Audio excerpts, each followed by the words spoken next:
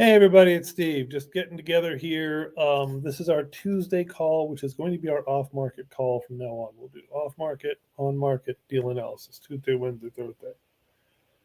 And I just want to reset through everything. And we have the CRM, which I will be doing a training on next week, or I might do the training tomorrow. I might make that, or I might make that the training on Thursday, but either Thursday or Tuesday. All of the CRM software is ready, and we are ready to run under that.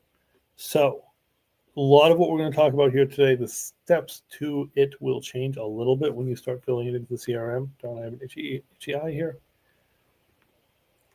But what I wanted to cover is how we go through transactions and really what the role of you folks, and I'm speaking by you folks to the unlicensed folks. Licensed folks, you have additional opportunities because you're licensed.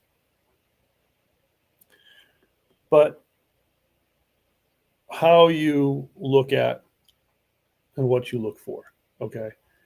And I really should have set up a digital whiteboard, but I'll do that another time. I always seem to be on some other meeting and then having to jump over, so I apologize. I'm a little bit scattered. But by the way, it's always 11:30 every day, Monday to Tuesday, Wednesday, Thursday, 11:30, 11:30, 11:30, 11:30 always. I'm trying to keep to that just to make it simple for everyone. So the first and most important thing, and this has come up a couple times with a couple different people, and you guys are doing great. And I realize whenever anyone has a question, it's probably because we didn't train it right, but certainly when more than one person has a question, we probably didn't train it right. So the most important thing of what came up over the last couple of days has been that when does something become an opportunity? And that's really an important question, basically. Nair, and I think it was Shad, could be wrong, contacted me with something and said, hey, check out the numbers on this property. Now, first of all, we will be getting, once the CRM is launched, we're kind of a little bit informal now, text it, group text it, whatever. Once the CRM is launched, it only goes in one way. You put it in the system, and then you say, hey, something new is in the system. You text me or email it, me and Ryan. Self-storage is me and Mark. Everything else is me and Ryan. Actually, self-storage is me, Mark, and Ryan. Everything else is me and Ryan. But did somebody message me? Listen to it.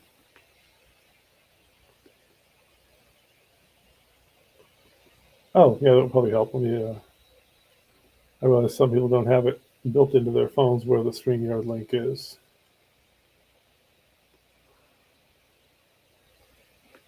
Let me just do that real quick. Copy URL.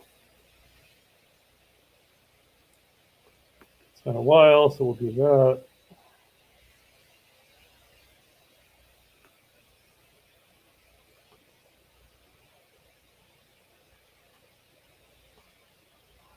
Okay. So 2 people at least sent me things and said, hey, what do you think of this opportunity? And I looked it over. Okay, well, first of all, it was Zillow information. It wasn't very complete information, but okay. I then said, well, what does the seller want? And the conversation was, well, I haven't reached the seller yet. That's not good. And the reason it's not good, I'm not mad at anybody, but why are you researching what something's worth? And hey, Dimitri. Morning, Steve. And I'll send you the link to this. I've already started a little bit, but basically what we're just covering now, we're just getting started. And a couple of people over the last couple of days, and we have the CRM ready. I'll be training on that on Thursday, hopefully. And a lot of the links. So a lot of the links I'm sending you, some of them might change a little bit, but that's fine. But 2 people over the last few days sent me a deal, what they thought were deals, and said, hey, what do you think of this opportunity? And I'm glancing at it. Information wasn't really complete. Okay, a couple other things. It was based on Zillow. And I said, well, what's the seller want? And the wording in both messages was like, depending on condition of house. And I'm like, well, what did the seller tell you about the house? I didn't talk to the seller yet. And I just want to stop everybody and say, talking to the seller is step 1. Don't go looking up values and comparable values and running comps if we don't have a seller we're talking to. Reason being, we may never get a seller we're talking to. You know, it's very easy to say, oh, well, this lot in Tulsa, Oklahoma, which is also, I'll support you guys if you want to randomly pick towns across the country, but I really think you need to focus. I think we're working in Pennsylvania, Ohio. We can work in a community you're willing to learn well enough. But if it's like, oh, Ohio, Arizona, Tulsa, grab, there has to be some logic to it because we have to know something about our communities. And as we're finding out in the Garfield Heights, Ohio properties, there's a lot we didn't know we had in there. And okay, fine. You know, you learn by you going, but that's anyway. So I think it kind of makes sense. But basically, if you're not talking to a seller, don't be researching comps. I mean, you can glance at comps. Mark and I do this all the time in the self-storage side of things. Well, gee, someone mentioned, North Carolina. All right, well, let's glance at North Carolina and see if there's areas of North Carolina where we want to focus on finding properties. But A, we're looking to be buyers, and B, we're not running values on specific deals and saying, well, this self-storage facility looks like it would be a great deal. Is it for sale? I don't know. We're saying, Savannah, Georgia, just picking that one, I remember it actually has good numbers, has room in the market for self-storage. So if we found, and has some other things. So if we found Savannah, Georgia, Enola, Pennsylvania, you find me a warehouse in Enola, Pennsylvania at a reasonable price, I'll probably buy it. So if you wanted to focus on warehouses and such like structures, there's that. We have the Land OS, and I hope somebody would step up and wants to get on the Land OS call tonight and use the Land OS. I pay a lot of money for that land software. It's actually a whole operating system on land. And Eric is actually the guy who runs the software. I kind of know him. I guess he's a friend, but whatever. He does weekly trainings on Tuesdays, and I'd love to have somebody adopt that and use it. We have software now in residential, Batch Leads, and PropStream.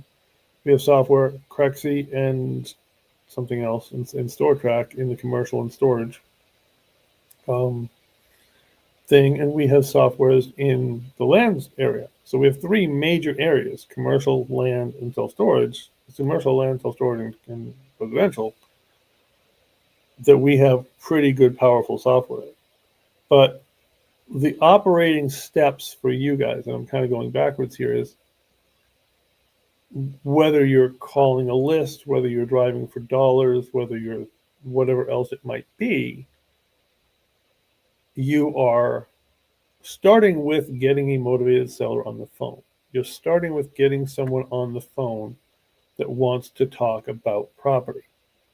And I deleted my Google button. Okay, fine. Google Maps.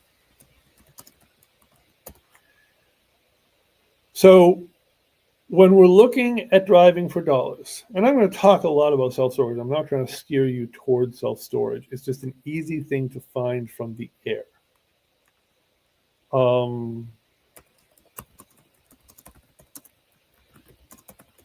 Also self-storage. So you can do driving for dollars. And you can drive down the street. And these are ways to find properties. Drive down the street. That house looks crappy. Pull out your Acres software and punch up who the owner is. Acres, Regrid, ONX Hunt, several other options. You can do that. That's one version of driving for dollars. There's also digital driving for dollars. And digital driving for dollars is, and I think, am I online with this right now? I want to make sure. Yes, I am. Okay, fine. You're literally flying over a community, and this could be a bad one because actually it's a pretty upscale, not upscale, but middle class. And you're like, oh, that house looks crappy. This one doesn't, but oh. And then you're going to look up who owns that house. Google won't tell you, but you then can find it and skip trace it and kind of go from there on it. Same kind of thing if what you're searching for is self-storage or mobile home parks. And I'm not pointing you in those directions, but I'm just saying it's very easy to find. Hey, I know what that is.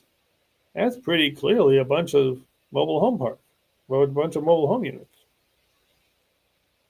And then the reason I point to this as an example, and this is more in the self-storage community, which is where I happen to be a buyer, a little bit of a buyer in mobile homes, but not much. Well, mobile homes can be something we talk about, but they're a separate category. I'm talking about parks. But the point is now, okay, I've found Birchwood Village, and they've got everything. They've got the little Google flag. They've got everything. Now I fly over, and I find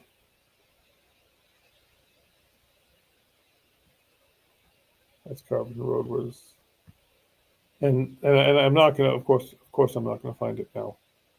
But somewhere back here, there is another mobile home park that is very under. I think this might be it. Maybe this is a quarry. I can't tell. But there's another mobile home park over here somewhere that doesn't have the little flag. So, and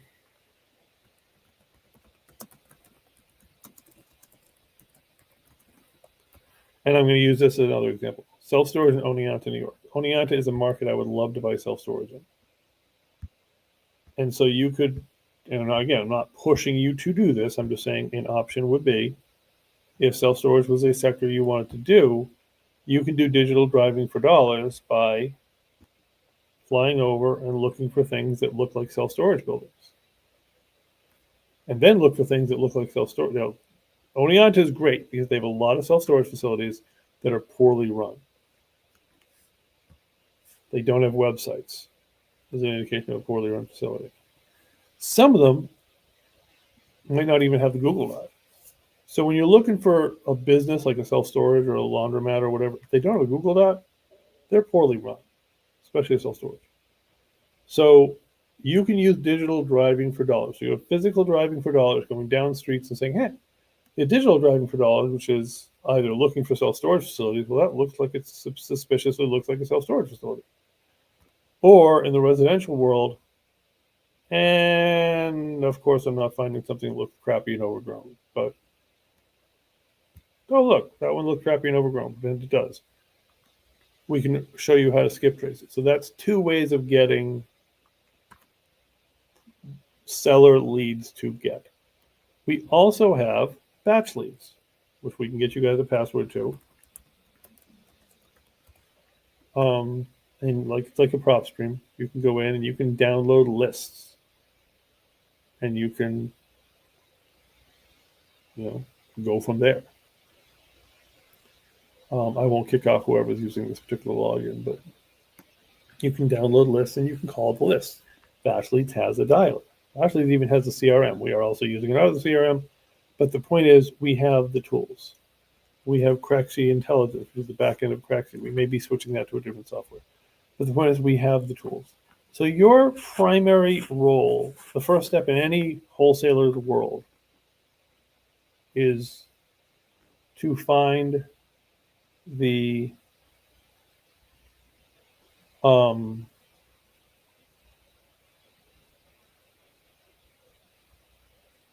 do I put this?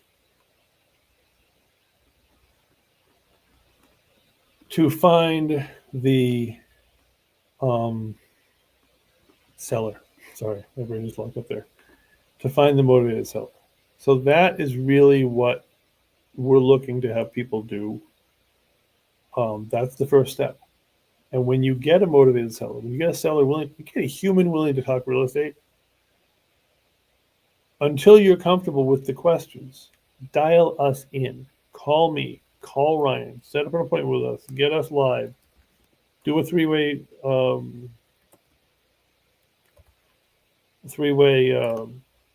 conference call, hot swap us, whatever. And I'm switching over to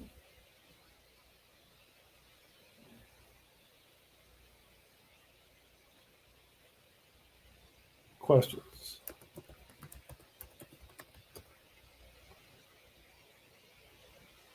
We have several documents that we can provide again, and we're adding this to our website, but we have several documents that we can provide again that are, add to stage, go full screen, find the docs. You're asking, single family, multifamily, commercial, how many units, bedrooms, bathrooms, repairs or renovations. I have up here, ask who was president or similar questions. Asking how long ago, I mean, you always start off with the obvious question. How long ago was the kitchen renovated? And they might come right out and say 1997. Well, how do you know that? Well, okay. They might say, oh, it's not that long ago. Okay, who was president? Reagan. Reagan's been dead longer than you've been alive. Or something. You're building a rapport with the seller. And remember, your first set of ones, whatever that set might be, dial us in. We will lead the conversation and you will take notes, so on and so forth. Then when you're ready, you'll say, hey, Steve or Ryan, I'm ready to take lead. You guys just listen and kind of keep me on track. Okay, fine. Then the next question is, you go through all the questions. You're getting physical information. How many units? Multifamily, commercial, self-storage. Self-storage and specific types of commercial have whole different questions. But the point is, you're trying to get a rapport going with the seller, and you're trying to gather enough information from the seller of condition. Can you send me some pictures or pictures on Zillow? Where can I see pictures? You know, how many bedrooms? How many bathrooms? How old's the roof? How old's the furnace? How old's the this? If it's a multi-unit, who pays this bill? Who pays taxes? Who pays insurance? Who pays sewer? Who pays water? Who pays gas? Whatever. Get through all those. You're then going to, in our system, you're going to Google the address. You're going to Google 190 Main Street. Okay, Pittston, fine.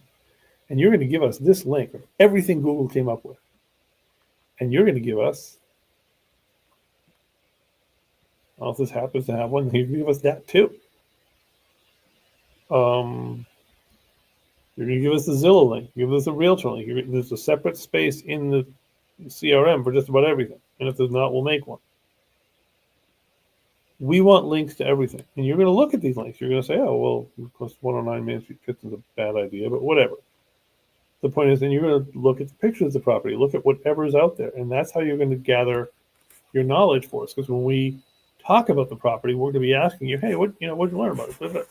You're going to go into batch leads if it's a residential. You go into Crexi, you're going to go into StoreTrack. And this is not immediately. This is the process. When I say you, I mean, once you've talked to the seller, not that your job is done, once you've gotten us a warm seller on the call, we will guide the rest of the process. But part of the rest of the process is giving us all the links you can find. You don't have to go into batch leads and run comps unless you're ready to. Now, Yair and Shad are great at that. Some other people will be great at that. Not great yet. Getting started. Not ready to get started. Whatever.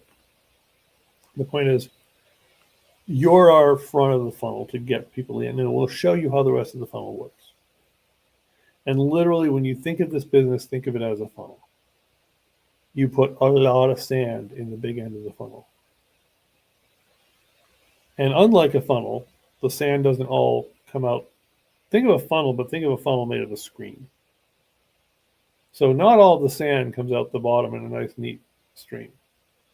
Some of the sand falls out through the holes of the screen because they don't make it that far in the line. So, all the numbers, all the names, all the leads, all the dialing blindly is the front end of the funnel.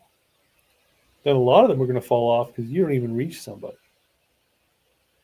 Or some are going to fall off because you reach them and they just want a number that we can't wholesale at and they don't want to list because we're a broker that we can list. You still get paid. Commissions are smaller than wholesale fees, but you still get paid. And then step, and eventually the back end of the funnel is closing. That's where the money falls out, bluntly. So you're going to give us this information. And then if you know how to do comps and whatever, we'll take it from there. We'll show you how to do it. That's fine. We will show you everything. None of this is you're left alone. The only part you're left alone on is the actual getting on the phone with a human that wants to talk real estate. You guys are getting us through. This is the most important value that comes to the table. You guys are getting us through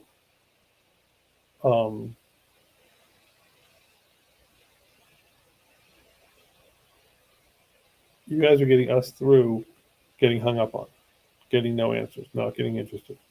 Once they're interested, we'll help you the rest of the way. Now, deals don't always go smoothly, and I'm just going to be perfectly blunt here. As Nair is learning on this, as Nair is learning, this transaction in Ohio has gone completely crazy, and they don't all close, And when they do close, sometimes they're easy, sometimes they're rough. But we will get you through it, and we all share in the profits. And this is why we set up our profit structure the way we did. This is why we set out our payout structures the way we did. Hey, Shad, I'll send you the link, and so you can view it where we're at later.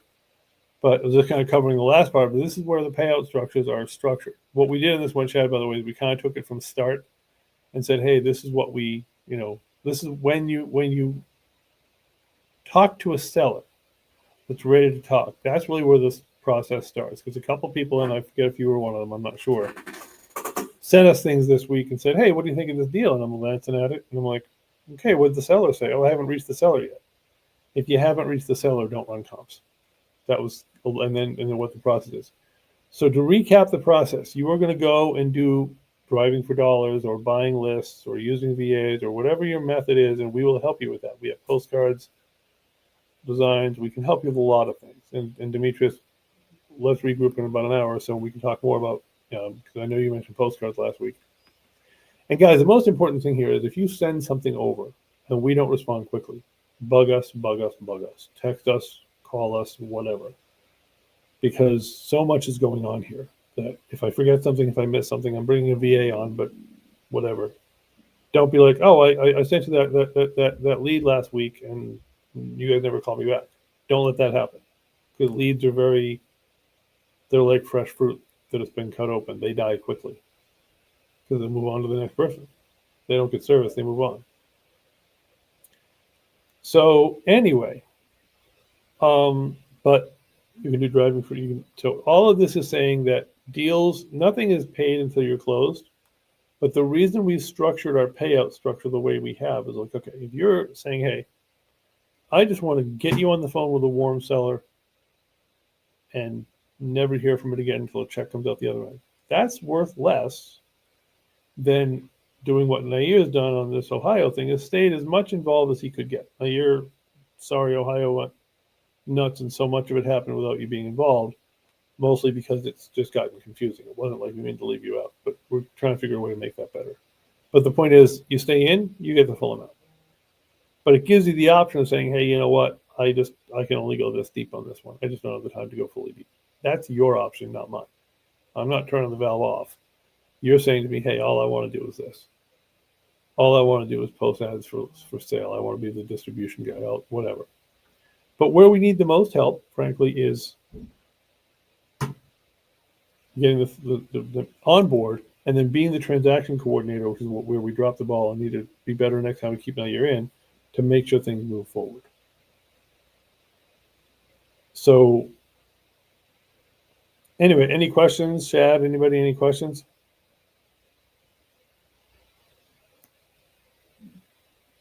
Yeah, I have one question on the CRM. Is it like, it's new, right? Like are you still working on it or is it finished? Because I remember last time I spoke to you, you told me that we were still working on the CRM. Yeah. So what happened, and this is where I kind of didn't want to admit to this kind of train wreck, but we were working under somebody else's CRM kind of when you were around a while back. By the way, guys, Demetrius had some family stuff and he went and kind of came back. So which that happens. That's totally cool. And we're on somebody else's Go High Level account. It was the same screen but had a different logo. And we ran into a problem with phone number compliance that we didn't even know we were in compliant with, but whatever. And so we struggled with that for a long time. Ended up having to move over to something else. A developer started putting us on Zoho, which is a great software, but that developer dropped the ball. Took months to It took about 2 months to realize they were dropping the ball, but they dropped the ball. And finally, I found this other guy. We moved back to Go High Level, and he had us done in a week. So this one definitely sees, this one is where we're going to be at. And you guys will all get logins to this, and he's gotten it now to the point that I'm ready to learn it myself. Quick question, Steve. Yeah. Are you done talking? Yeah, no, it's okay. If you have enough time, I just wanted to see the CRM. Yeah, and actually, I actually thought I just pulled it up, but apparently, All right, thank you. apparently I was looking at it, but I didn't pull it up.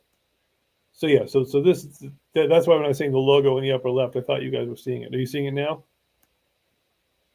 Yeah, I can see it. Okay.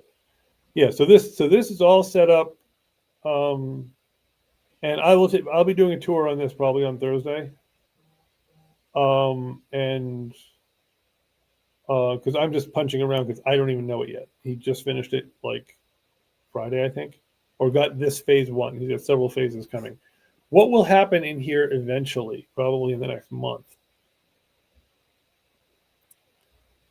is so the CRM basically handles your leads, your buyer leads, your seller leads, and moves them through the process and whatever. What he's building out now is the contract document section, which actually I make a note. I owe him a bunch of contracts. I have to send him so he can build them in. Where when our lead is ready for a contract, we will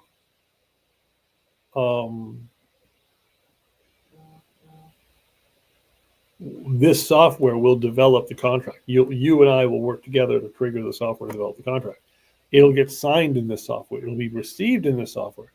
Everything will happen in here. It will can't track all the emails, obviously, but it will track all the steps so that in this will be all the documents, so it won't be a document search anymore. It won't be gee, we need this piece of paper, which a lot of you guys haven't seen yet because we've been transacting, coordinating ourselves, everything you guys have been sending in.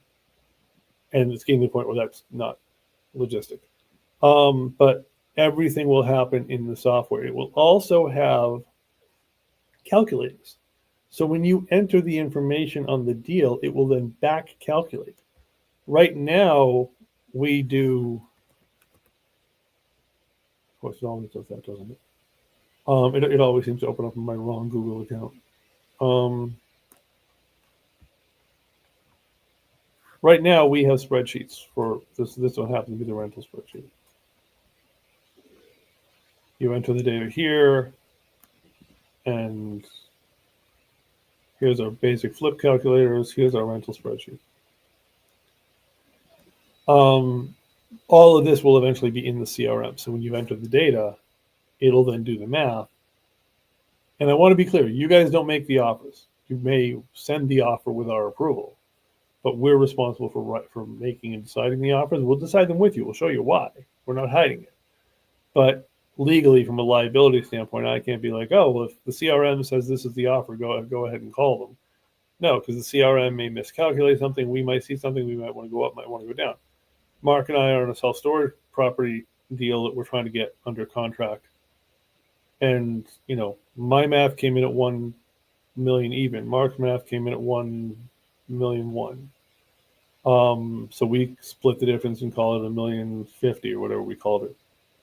And then we've now run it through with our mentor, and we're up at 1.3. So basically, the mentor is the one who's saying, yes, it's great that you're conservative, but you're not going to get it at that number. So eventually the CRM, back to your question, Chad or Demetrius, eventually the question, everything will be in the CRM. It'll do calculations. That doesn't mean you go with the calculations. It means it'll put us in the ballpark. So everything is going to live in here from now on. Any other questions? Nah, that's my questions for today. Okay. I just want to know about the CRM. Yep, we have the CRM, and we will be actually. I loaded all the emails in, but I loaded your company emails in, which you may not even know exist yet, because they do. I didn't set up the forwarding, so I have to log in and set up the forwarding so they can all go. So in the next day or so, everyone should get their logins to the CRM, which go from there. All right, and if you guys got any deals, bring them over. Please have talked to the seller before you bring over your deals. And if there are no other questions, then I'll see you. Tomorrow is, those of you that anybody can attend, I don't care. But tomorrow is going to be all about licensing stuff at 11:30, and then Thursday is going to be all about deal analysis stuff. And we'll go from there. Right now, if you guys want to focus somewhere else, we can talk about it. But right now, it's Pennsylvania and Eastern Ohio. Maybe a little bit in New York, New Jersey, Maryland, Delaware, because they're touching Pennsylvania. And Dee, I know you're out in New York. We can have a whole different conversation about geographically where you're at. Yeah, the areas we're mostly giving. Yeah. So basically, a long way of saying we need to all get comfortable in the areas you're working at, so we don't trip over as many issues. I found somebody that I can, because I remember how I told you I came back to Albany, but I have somebody in Staten Island who's also on a scouting for me. Okay, that's fine. Yeah. I mean, if you're willing to learn with us the area, then that's fine. We can definitely take it from there. It's just what I want to try to, not that I want to avoid, but I want to be very careful if we do it, is I found something in Oklahoma, I found something in Texas, I found something in Alabama, and we're selling in markets we don't know about. And part of what's going on with the Ohio deal that Nair is involved in, part of why it went sideways, not the entire, is that it was our first deal in that market and there were things we didn't know.